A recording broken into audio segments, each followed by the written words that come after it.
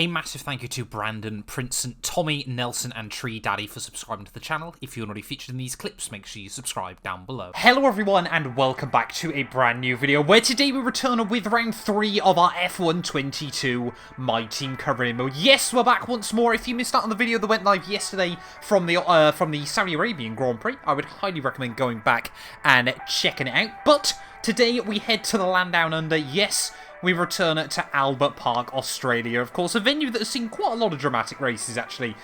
Probably its fair share of dramatic races so far for us on F1 22. But of course, if you're new around here as well, please do make sure you leave a like, get yourself subscribed for daily Formula 1 related content. Of course, we're getting very, very close to 100,000 subscribers at the moment. So if you're not already, please do make sure you get yourself subscribed. Yeah, trying to hit that by the end of the year.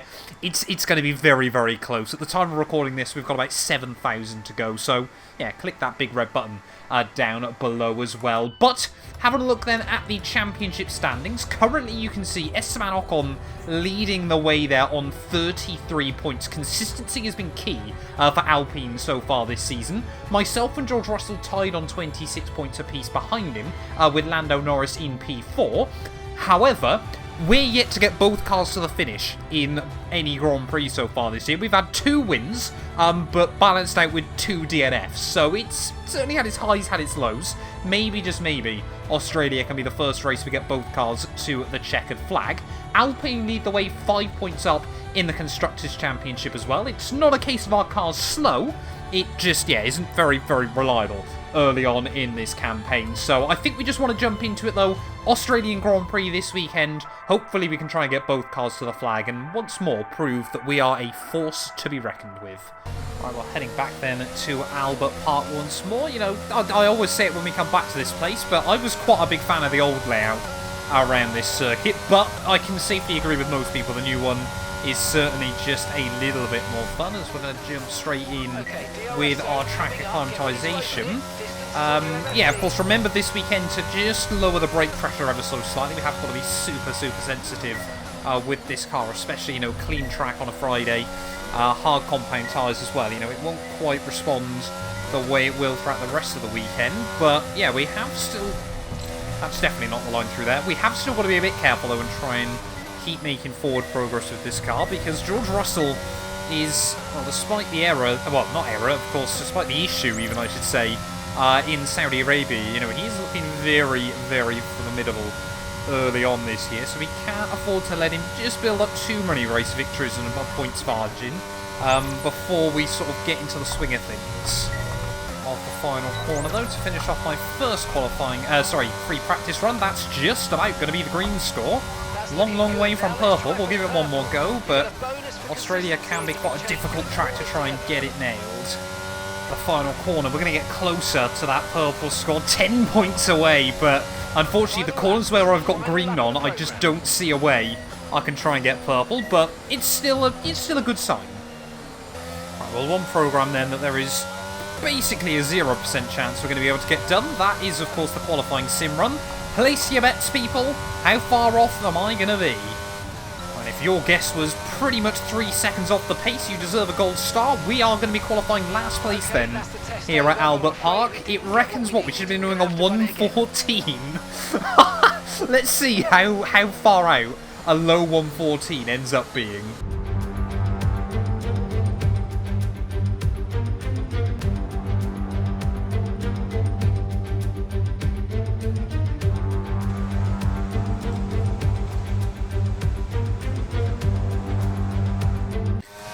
Here we are then, chucking it immediately into Q3 for the Australian Grand Prix. I mean, this car's so fast at the moment, unless we get changeable conditions or something like that, we should be able to set sail into the final qualifying session quite comfortably. We're a few tenths off our teammate George Russell, but still should be in the battle to try and get our first front row start of the year.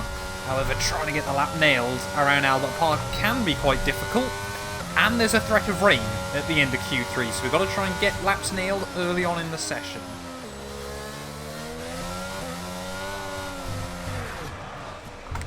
And that's not going to help me. Big spin through the first sector, just like we did in Saudi. Just lacking confidence in the back end of this car as we really try and find the limit. And track is just getting colder and colder here. I'm not sure if we're going to see the rain come in by the end of the session, but it's certainly not providing us with the optimal amount of grip. Just like Saudi then, it is going to be a one-shot qualifying here in Q3, and we need to absolutely try and get this nailed if we want to be anywhere towards the front.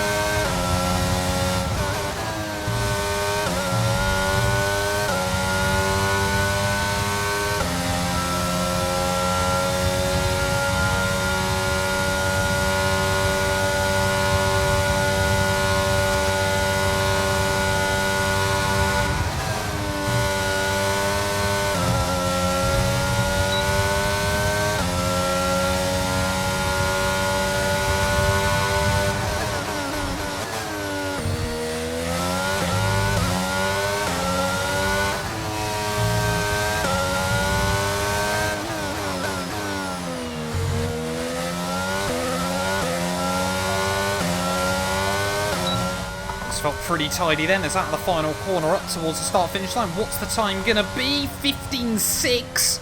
It's pretty much what I've been saying throughout the rest of the session, but looks like Red Bull have really brought some pace this weekend. I think Lando Norris is up on the front row, and the very best we're going to be starting then here in Albert Park is P5. You know what? We're going to try and go out for one last-ditch attempt here. Back out on the first set of tyres that we looped it round on. They only did one lap rather than a full 3-lap cycle. Maybe it's desperation, but we only need a couple of hundredths to get ahead of Teo Porcher, and it wasn't a perfect lap.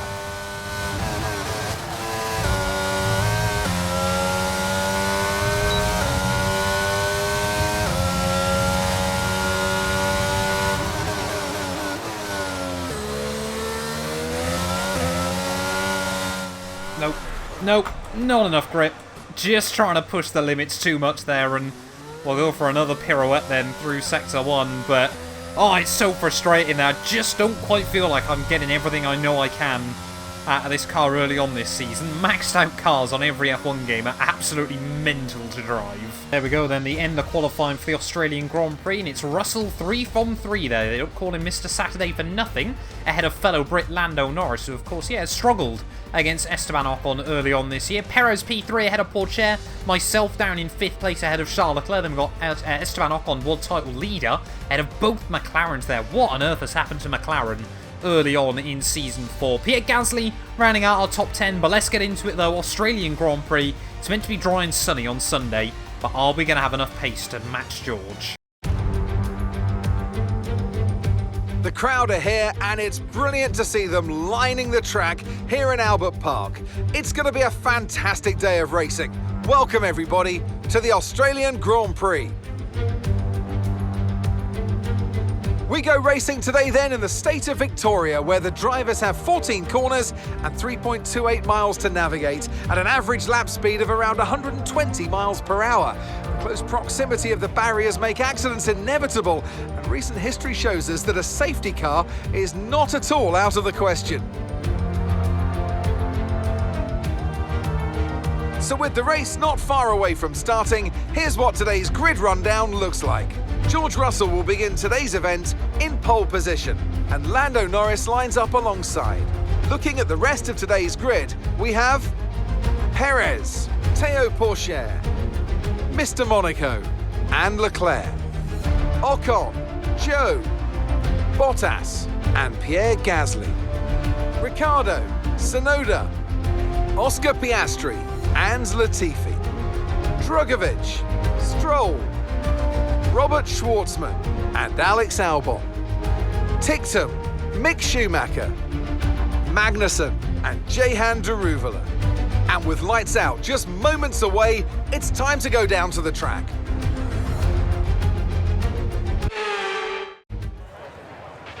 After the points finished last race, let's aim to keep that momentum going. points finish. Mark, we got a win last weekend out in Saudi Arabia. Albeit quite a lucky win, but a win is a win at the end of the day. Their team are trying to go quite aggressive though on strategy. So you know what? We are going to try that. Mediums to softs is going to be this tyre today. Of course, yeah, with these cars with so many upgrades on them, you can go a lot more aggressive on the tyres there. It doesn't actually reckon it's, well, half a tenth quicker over 29 laps over the mediums to hard, so we'll wait and see as to what happens. But yeah, starting from P5 though, we like to start on the same side as the pole sitter, but unfortunately it's not been pole just yet in this campaign. Fingers crossed we can try and navigate the Red Bulls, but everyone else around us is on softs, so it is going to be a case of trying to be quick towards the end. That's optimistic into turn one on completely cold rubber. That's not going to do me any favours. I mean, I must admit, it is quite nice to see Peo Porcher doing quite well down at Red Bull. Of course, yeah, he was actually within talks to come back to 2-2 Motorsport for Season 4, but you guys would rather see George Russell alongside us in the car. It's just trying to build up temperature into the rear tyres. But we're going to do the strat again. Just try and build up some extra temperature. You know, we've got to do it apparently on F122 to make sure that we get a decent start. Oh, perfect on the grid as well there, as we didn't even lose much time in comparison to everyone else trying to line up. But Jan Laruvula then rounding out our grid. Everyone around us on softer tyres, so it is going to be difficult early on in this race. It's going to be about trying to lose as few places as we possibly can. But waiting on the grid then, 5 red lights. Lights out, and away we go. Oh, a lot of wheel spin there as George Russell doesn't get off particularly well either. Lando Norris is going to apply pressure down in towards turn one as we get jumped by the championship leader Esteban Ocon side by side with Zhou Guanyu out of turn one, but we hang on ahead of both McLaren cars there as reigning world champion Bottas going backwards off the launch, but Russell has hung on ahead of Lando Norris. That is absolutely key for our teammate there, as it looks like Zhou Guanyu has actually opted to start this race on the mediums as well there. Porcher and Perez side by side through the end of Sector 1 as we almost go into the back of Charles Leclerc, but of course we know how quick this thing is down the straights. Are we already going to be able to try and capitalise there as Lando Norris in hot pursuit of his former GP2 rival, and nice to see those two battling at the front of a Formula 1 grid. They've certainly both got the talent to be doing it. Let's just see how they get on early on in this race there as through the S's for the first time. They're so difficult to try and judge it on cold tyres. How early do you get on the throttle off the corner is always the big question, as Lando Norris, yeah, really has come into this weekend feeling a lot more confident in that Alpine car. The rest of Ocon, after a disappointing qualifying session yesterday, jumping back up the order straight off the line, and Porcher up to P3 ahead of his teammate Sergio Perez. But George Russell leads the way at the end of lap 1 like he has done at the end of every single... No, he didn't. I tell a lie. He didn't lead the way at the end of lap 1 in Saudi, did he? Did get past Sergio Perez again quite quickly, but we've got to try and hang close to Charles Leclerc early on here. I don't feel like the start of this race we're going to be able to make much forward progress, but later on is where we should come on rather strong, as that is a big lock-up down at turn 3. Ricardo on the outside of us? No, you don't, mate. Right, DRS enabled then in this Grand Prix. We are sticking with Charles Leclerc at the moment. Lando Norris hanging on to George Russell at the front of the field as well, but it's so difficult knowing that we probably can't do a lot early on here. The medium tyres are quite a way slower actually than the softs, but they'll certainly last a lot longer, and we need them to last about 20 laps there, as that is very ragged out onto the back. Technically straight, I guess it's a back straight as much as Saudi Arabia's got a back straight. So already on lap 4, Charles Leclerc has lost the DRS to the Alpine in front of him. Oh, Charles Leclerc has lost more than that. He's lost the place as well to myself. There's big error there. Okay, thanks, Mark. We'll take the... He's definitely our hype man at the moment, but the only problem now, of course, we've got is we've lost out on the DRS to Esteban Ocon just up the road. I feel like Red Bull are looking pretty racy as well this weekend, but Alpine definitely have still got the second fastest car, as proven by Lando Norris' ability to hang on to George Russell, which we haven't really been able to say about anyone so far this year. But yeah, let's just see if we can try and get that gap back under 1 second to Esteban Ocon. He's still a little bit stuck. Ooh. Teo Porcher then set to struggle for the next few laps, so I definitely gave him the kiss of death before we got into this, saying he was looking a bit more competitive. That's how hard we're pushing this thing. It feels like every lap is a qualifying lap in these cars at the moment, but Porsche gets jumped by Checo then in something that looked a little bit more like it was a call by Red Bull. And why not, eh? If he's got issues, you may as well get your teammate by and get him pushing on up the roads. But hopefully now you can just see heading through the final corners. We are just about going to nick within that 1 second zone of Ocon, as he's going to have a look for a move on Porsche. Very, very defensive in towards turn 1. Yellow flags out. Someone else has got issues. It's George Russell. What's happened to Russell? As we've now got everything going on. Russell in towards turn 1. What is going to happen to our teammate there? Just runs way too wide through the first corner and sits for a picnic in the grass. You can see we've got cars trying to come through. And Russell, that has been a costly error for our teammate. Russell then, he might be absolutely perfect on a Saturday, but mechanical failure last weekend. That's the first proper mistake we've seen from him in this season, but we've now been able to obviously get the jump on Teo Porcher as well. It's kind of spread out the top 4 a little bit here, as now Esteban Ocon, we will still be within range. But now it's up to us to lead 2-2 Motorsport here. George Russell spent most of the year doing that so far. I can't help but wonder already whether some of these cars are struggling on their soft compound tyres. It's a very, very aggressive strategy to be running around Albert Park, but we're going to get a beautiful run out onto this back half of the circuit there, to the outside of Esteban Ocon, World Championship leader, going up against the man technically in P2 being myself. To the outside, no. Oh, we'll slot back in though, just underneath him, as Ocon will try and park the bus through the corner. I think he was expecting us to get up around the outside there, but we will get the DRS to the inside of Esteban Ocon this time round, and a big, big send there down at the end of the back straight. Ocon, he's just ran himself off the road. It was a bold move, but it certainly wasn't that aggressive, as the World Championship #1 is off the circuit, and he's still there. What's happened to Ocon? Safety car. I can't pit. I wanted to pit. I wanted to go onto hards then to the end. Are we going to see other cars try and peel into the pit lane?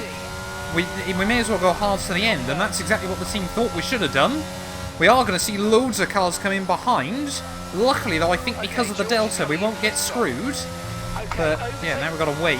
Luckily, Lando Norris got past the safety car. Otherwise, that would have been us three in a world of hurt. First safety car of the season then, and it's certainly come at a decent time for me, because I'm not convinced we would have been able to do medium softs around this venue as we head through the final couple of corners. Perez is staying out there, and so is Lando Norris. So that is a very, very bold call by Red Bull and Alpine. So we've got to make sure we get the car slowed down into the pit lane. Of course, now up to 50 miles an hour around this circuit. Is that a Haas car running up in like P7? Love to see that early on in the Grand Prix, but no one else opted into box then. There we go, thank you. Hopefully we're going to come out ahead of Drugovich, our former teammate, out of the pit lane, which we will. So now we are the top car, who is hopefully going to the end of this race. Always forget how tight the pit entry is when you do that. But yeah, we are top car now out on the circuit. Charles Leclerc might be into a net P2. Just noticed there's another car stopped on the circuit. I reckon Teo Porcher's out of this Grand Prix. Must have missed that, as Porcher now stuck down in the final couple of turns. Right, the safety car in then at the end of lap 10, so we've still got 19 more laps of racing to go here from Albert Park, and Lando Norris and Sergio Perez must be absolutely going mental at their teams about leaving them out. I can understand for Zhou and Bottas how it might be a bit more difficult unless they wanted to go hards to the end, and Yuki Tsunoda as well there, just sat suddenly up in P5, but we are now effectively the lead car that is not going to make a pit stop between now and the end of this Grand Prix, so we've just got to play it very, sensibly. That is not as sensibly as I had in mind through the final corner. Got really caught out at the wrong moment there. Luckily, we got Drugovich as a bit of a rear gunner from Charles Leclerc, but that was not my finest safety car restart. Got to get our head down, get the tyres up to temperature. We had no intention of using the hards today. Although, like I said, I reckon we might have ended up on them. Let's just keep it focused. I guess the real question for Lando and Checo at the front is, will they effectively make up a pit stop by being on softer tyres to the end? It has meant that the mediums they're going to have to go on to won't have to do as many laps here, because of course they'll have ran a couple under safety car, but Charles Leclerc now moving his way past Felipe Drugovich. Perez definitely into the pits. I would have thought Lando Norris has done the same. Yes, he has. So the first time this year Valtteri Bottas is going to lead the way there as we're going to be applying pressure to Yuki. Whoa, down in towards turn 1 to the outside of the young Japanese driver, and there we go. Don't really think the AlphaTauri man wanted to get too involved with us at the moment. And McLaren, yeah, with a 1-2 as we've got yellow flags out again momentarily. I think it's all gathered itself up, but Bottas, he's not leading it on merit today, he's just hanging out there. Another Mercedes power unit going bang. This time round it's Lance Stroll, the Canadians, who's out, and luckily got another safety car. Well, McLaren have not adjusted to these new regulations very well, and Zhou Guanyu perhaps just trying to hold me back a little bit to help Bottas break free, but we are now, should be able to get a run on Zhou Guanyu as we head down the back straight. Whoa! Apologies. Sorry, Zhou.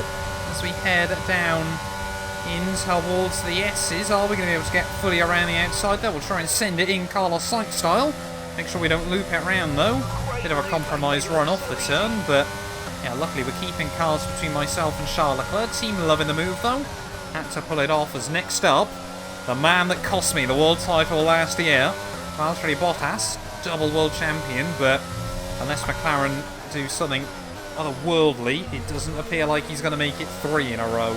Would have been a very, very exclusive club to get into, but we know just how many drivers in the past have won 2 world titles and then not been able to make it 3 in a row. Oh, there we go. Bottas into the pits then at the end of lap 14. So he's got to be going hards to the end. Why didn't McLaren box at least one of their cars then during that moment? But yeah, it does mean things are going very, very weird here. I've got no idea what's going on to Charles Leclerc. Why he's now 10 seconds back, but Ferrari are now up into 2nd and 3rd net in this Grand Prix. Gasly into P4, so this has certainly allowed a few different drivers to try and shine through a little bit, but we got 15 more laps here. And yeah, I think once we see Zhou Guanyu box at the end of this one, well, we're going to be sitting pretty. There we go. Rather predictably, Zhou Guanyu boxing into the pits 1 lap after his teammate, so 14 laps to go here from Albert Park. We haven't got a pit again. Doesn't look like any of the cars behind us will have to pit again. And we've now got a 10.5 second lead over Charles. I am intrigued to see whether Russell's going to be able to cut his way through a few more of these cars. We know how quick this car is at the moment. Hence why we've ended up with an 11-second lead, despite starting P5 on the grid. But yeah, pretty much everything has fallen into place for me early on this afternoon. Can't help but feel like Lando Norris, this might be one that gets away from him. Once again, it's like Russia 2020. Sorry, 2021 even, once more. Well, into the final 10 laps we go then, and to be honest at the moment, I'm not really too sure what else to say. I kind of just ticking the laps by. It's certainly been a weird race up to now, and like I said, the safety car absolutely played into my hands there. Again, no idea how upset Lando Norris and Sergio Perez are, because, well, I'm quite upset as well, because it could have given us a good race on our hands towards the end of this one. You know, you've got to take your race victories when they come to you, but, yeah, I mean, obviously a very, very different sort of affair to Saudi, but in many ways both of them kind of handed to us, at least for now. There's every opportunity still that the Mercedes power unit in the back of this thing could go kaboom, but I mean, yeah, unless we get another safety car or a virtual safety car or something like that, we are, yeah, apart from reliability, looking pretty dead set here. Oh, we got yellow flags out. I think that's the other Red Bull. Red Bull are having an absolute disaster here. Sergio Perez, he hasn't stopped, but he certainly ran into some technical gremlins late on in the day, and poor chair out. Perez now into last place of the Australian Grand Prix there. It's not quite as badly as it went for them in real life 2022, but not good at all. There's 5 laps to go.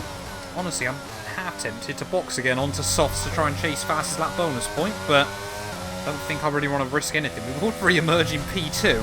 It's so tempting just to go for it, try and claim fastest lap as well. You know, 1 extra point in the championship could be quite useful. As we found out last season, one extra point would have been very useful. There we go. The team think we're going to start losing tyre grip as well, so it does kind of make sense to box onto a set of softs for the final 4 laps here. I mean, it reckons we should re-emerge P2. So we'd only have to take at most 4 seconds out of Charles Leclerc. I mean, you think we're nearly still a second a lap faster anyway. From much softer tyres, much fresher tyres. Should be doable. Am I stupid for taking this risk? I definitely am if we put the front wing on to repair, because I don't need that. Yeah, let's go for it. Only got a couple of laps to go. May as well try it here. Let's get that fast lap bonus point away from George Russell as well, as he now makes the move on Pierre Gasly. So we'll just try and be nice and careful into the pit lane. Whoa! There we go. Got it slowed down nice and tidy there. Ricciardo with a couple of seconds of breathing room ahead of George Russell. But we should see Russell potentially get past him by the end if he's going to have no DRS to defend himself. As nice tidy stop, please. May as well give the team a little bit of extra work to do. And there we go. Team happy with that. And as we head back out of the pit lane, we are going to lose the lead momentarily. But we are going to be right behind Charles Leclerc here. So if we'd opted to stay out one more, we probably would have got the jump on him entirely. But well, 1 second back. We've got 4 laps to do this. I just want to try and time it so we get the fastest lap bonus point. Technically, it's Ferrari versus 2-2 Motorsport. Ferrari versus 2-2 Motorsport at the front of the field here. As well as Charles Leclerc, you can see how hard he's pushing. Try and keep me at bay, but at the final corner, we'll get the DRS. Surely this one's going to be a done deal. By the time we get back down to turn 1, then we've just got so much top-end speed. But remember, we need to get to the end of the race on these tyres. Back into the lead then of the Australian Grand Prix we go. There, a little bit of a wobble through turn 1, but let's just make sure we get this lap absolutely nailed. And we pick up that fastest lap bonus point. Otherwise, all of this was for nothing. And through the final corner then, looks like Russell has moved himself back up into P3 of the Grand Prix. Don't quite think he's going to get close enough to Charles Leclerc by the end, but a 1:16.9. That is certainly going to be enough to take fastest lap bonus points away. I don't think we're going to see anyone get close to that. Final corner though, to start the last lap of the Australian Grand Prix. And what a Grand Prix it's been. Almost went even faster on the penultimate lap of the day, but yeah, still now, just about trying to bring the car to the flag. Charles Leclerc Ferrari have done a really good job. Don't say it often in real life, but they have nailed the strategy this afternoon there to get both cars up into the top 4. And yeah, certainly a team that is not capable of that at the moment. And yeah, heartbreak for probably 2 of our biggest rivals in Alpine and Red Bull. They're nightmare weekend for the pair of them. Lando Norris probably should have had this one on lockdown once George Russell made that error, but George has done a good recovery drive back to P3 in the end. He's won't quite have enough laps to get to Charles Leclerc there, but a valiant effort when you think he was right back down in the midfield after that unforced error, it appeared. Don't think there was anything wrong with the car. I think he just went a bit too hot in towards turn 1 there, Jacques Villeneuve style. No, it wasn't. I think it was Damon Hill actually, wasn't it? Jacques Villeneuve took the lead in his very first Formula 1 Grand Prix. That's a good lock-up right at the end of this one. May as well turn these soft tyres into 50p pieces. But through the final couple of corners then of the Australian Grand Prix, it was not a perfect Saturday. We had plenty of errors then. But come Sunday, out of the final corner, once the safety car came out and we made the ball cool, no one was ever going to stop us, and that's win number 2. Fantastic drive, that's just fantastic, amazing, you deserved that race win, well done mate.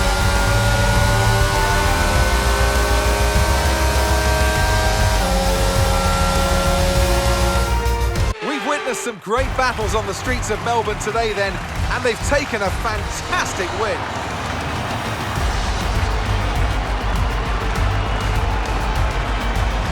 Natalie Pinkham, how do you think they were able to set themselves apart today? I think it was clear what the main contributing factor out of the track was: speed. It sounds like an awfully reductive statement, but fast cars win races, and we saw that today with our winner.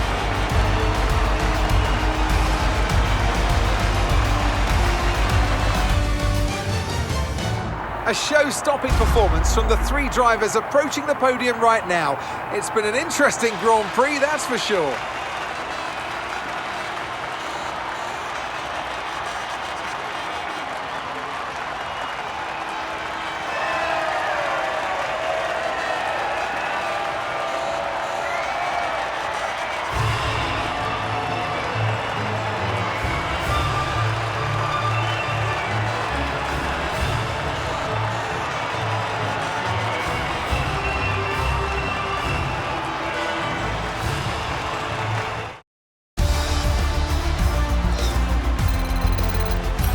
So then, it's time to see how this result affects the Drivers' Championship. Mr. Monaco takes over the lead of the Drivers' Championship. Let's focus on the driver of the day. Natalie Pinkham, come on, who do you pick? Daniel Ricciardo certainly impressed me today. An incredible performance. Let's move on to the constructors. The owner-drivers team moved to the top of the table. There was also a strong showing from the Mercedes team today as they make their way up the standings. It's been an absolutely wild weekend of Formula One action, and I can't wait to see what's next. Well, there we are then, the end of the Australian Grand Prix there, and it is yet race victory number 2. Again, both of them kind of came in fairly lucky circumstances, but a win's a win at the end of the day, and with that, we will take the lead of the Drivers' World Championship there. Charles Leclerc, a fantastic P2, ahead of George Russell. Ricciardo in 4th there from 11th on the grid, certainly is my driver of the day. Pierre Gasly beats out his fellow Frenchman there to 5th place there. Ocon in 6th ahead of Latifi. Piastri, I think those are his first points of the year in his AlphaTauri car there at his home Grand Prix. And yeah, Bottas again down in P9. Robert Schwartzman as well for Alfa Romeo. Hats off to him. First ever points in Formula 1. I completely missed out that one throughout the entirety of the afternoon. What a fantastic job done that is by him. As Alex Albon in at P12. There, Lando Norris down in P13 when all is said and done. And yeah, just Stroll and Pourchaire not able to make it to the flag. Means championship-wise, back to the top.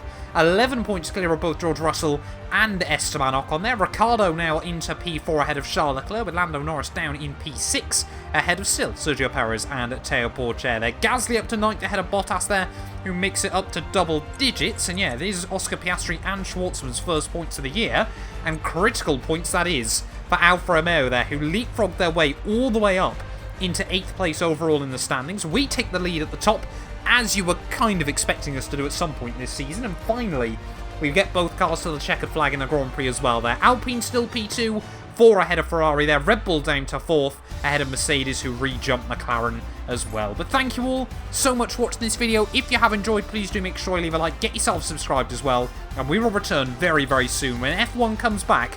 Next time out, it'll be our sprint race weekend. We're doing the sprint and the main event together at Imola. You guys do not want to miss that. None of these videos would be possible without the help of our channel members, so a massive thank you to all of the names you see on your screens currently for helping support the channel. You can join them by clicking the join button down below, and yeah, thank you once again to everyone that continues all the insane support on my work.